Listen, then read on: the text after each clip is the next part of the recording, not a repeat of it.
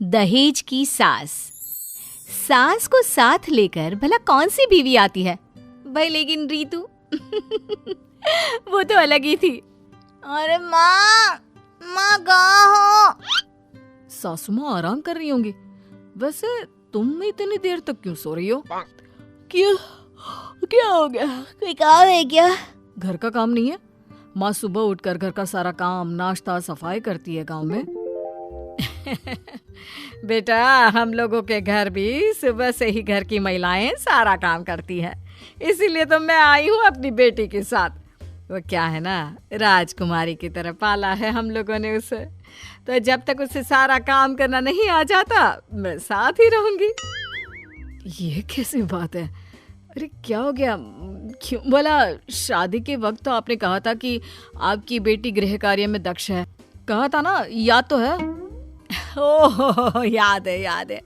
वो क्या है ना, हम लोगों ने सोचा था सगाई के बाद रीतू को सब सिखा देंगे, लेकिन हो नहीं पाया बेटा। फिर सोचा हल्दी के बाद सब सीख जाएगी लेकिन फिर भी कुछ ना हुआ। तो मेहंदी के बाद ही सिखाती थी सासू माँ। अरे तो मेहंदी के बाद तो मेहंदी लग गई थी ना हाथ में, अब मेहंदी लगे हाथ से कैसे काम कर लेती? क्यों माँ? अरे परेशान ना हो, मैं हूं ना, सारा काम सिखा दूंगी। बस कुछ दिनों की तो बात है। वैसे दामाद जी, आप कहो तो पास में ही किसी किराए का मकान ले लूं, क्यों? अब बोल दो बस। अब दामाद क्या बोलेगा कि नहीं जी नहीं, ले लो मकान। अब नहीं, खैर इतना तो बड़ा मकान है कि कोई भी रह ले। ऑफिस के लिए तैयार होने जा रहा हूँ, ऋतु को बोलिए नाश्ता बना देगी। बेटा अभी कहाँ वो उठती है, इतनी जल्दी नहीं उठती, मैं ही बना देती हूँ नाश्ता। अरे तो फिर वो सीखेगी कैसे? अरे सीख जाएगी ना बेटा, उठेगी तो सिखा दूंगी बस। कोई बात नहीं, आज नहीं तो कल का नाश्ता उसके हाथ का। आज सिखा देना सासू माँ। दामाद बेचारा सास के झूठे वादों को सच मानकर चला जाता है, ये सोचकर कि अगली सुबह तो उसे सिर्फ बीवी के हाथ का ही खाना मिलेगा। लेकिन अगली सुबह कितनी प्यारी महक आ रही है। लग रहा है ऋतु ने एक ही दिन में इतना अच्छा खाना बनाना सीख लिया। वाह क्या बात है, एक दिन में इतना कमाल। तभी सास की आवाज आती है, अरे दामाद जी नाश्ता कर लो, और ये चाय जरा ऋतु को कमरे में दे देना वो चाय के बिना उठेगी नहीं। हे भगवान, सारे सपने चूर चूर हो गए। एक तो सास की नजर मयंक की हर चीज पर रहती। क्या बेटा, ये ब्रांडेड कपड़ों पर कितने पैसे बर्बाद करते हो? अरे सेम हम लेते हैं सोमवार वाले बाजार से, बिल्कुल ऐसी, हाँ ऐसी ही शर्ट लाती हूँ मैं तेरे ससुर जी के लिए। सासू माँ, मैं लोकल कपड़े नहीं पहनता, वो क्या है ना, मेरी पर्सनालिटी से सूट नहीं करता। बाकी देख लीजिए, ससुर जी को भी आपकी जरूरत हो रही होगी ना, उनके पास भी तो आपको जाना होगा। तभी रीतू आ जाती है। माँ जा तू, वैसे भी ना ये तुझे जीने नहीं देंगे मेरे पास। मैं कोई 10 या 20 हजार की नौकरानी रख लेती हूँ, मुझे तो ये सीखने नहीं देंगे घर के काम। मैं नहीं सीखने दूंगा?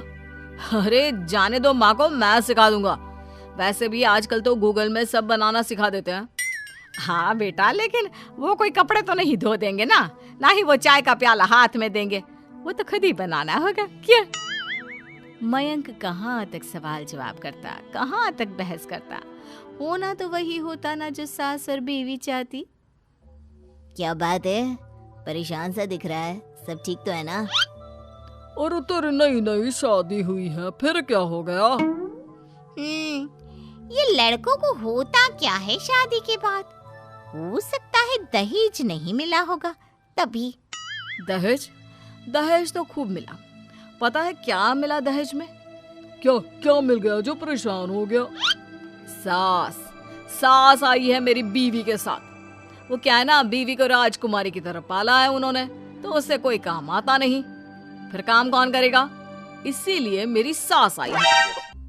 ओए तेरी सास, वो भी दहेज में? किसने मांगी? अरे भाई महीने भर के लिए टिफिन लगा लेता, सास को रखने की क्या जरूरत है? अरे मैं क्यों रखूंगा उसे, वो आ ही गई, अब जा नहीं रही। बीवी को बोलो तो कहती है कि 10 से 20 हजार रुपए की नौकरानी रख लो। अब बोलो। तो ये है समस्या। भाभी जी को घर का काम आता नहीं तो माँ को रख लिया। वाह, ये तो कोई बात नहीं हुई, लेकिन सबक तो सिखाना ही होगा। अब कब तक रहेगी माँ साथ? अरे लेकिन कैसे? तुम्हारे पास कोई उपाय हो तो बताओ। सोचने दो। फिर थोड़ी देर बाद, हाँ, आइडिया। लड़की मयंक को न जाने क्या कहती है। मयंक खुश हो जाता है। अगले रोज घर पर, कल मेरे अमेरिका वाले चाचा चाची आ रहे हैं 10 दिन के लिए। वो क्या ना, पापा मम्मी चाहते हैं कि मैं खुश रहूं, इसलिए वो चाचा जी को भेज रहे हैं। उन्हें लगेगा कि रितु एक अच्छी बीवी है तो वो सारी प्रॉपर्टी मेरे नाम कर देंगे, नहीं तो यहीं इसी घर में सारी जिंदगी रहना पड़ेगा। सारी प्रॉपर्टी? वैसे बेटा कितनी प्रॉपर्टी होगी फिर भी? यही कोई 100-200 करोड़ की। वैसे मैं ना मना कर देता हूँ, उन्हें आने से क्या फायदा, क्योंकि रितु तो मेरे ऑफिस जाने के बाद उठती है। तो चाचा जी को 10 दिन में क्या परफेक्ट बीवी और बहू बनकर दिखाएगी। अरे 100-200 करोड़ के लिए रितु तो क्या, रितु का पूरा खानदान लायक बन जाएगा। रुक बेटा, कल से मैं मेहनत करती हूँ। अगले दिन चाचा जी के सामने रितु सर पर पल्लू रख कर आती है। ये चाय ले लीजिए। ए जी, मयंक जी, आपका नाश्ता बन गया है। वॉशरूम में गर्म पानी रखकर आपके ऑफिस के कपड़े भी निकाल दिए हैं। मयंक को तो लगता है कि वो कोई सपना ही देख रहा है। नहीं, ओके ना, मैं निकाल लेता कपड़े। कैसी बात कर रहे हो जी? सारा दिन ऑफिस में काम करते हो हम लोगों के लिए, और घर पर भी काम? ना जी ना। वाह, बहू तो बहुत ही संस्कारी है, लेकिन आज तो पहला ही दिन है। रहिए ना चाचा जी, मैं तो बस ऐसी ही हूँ।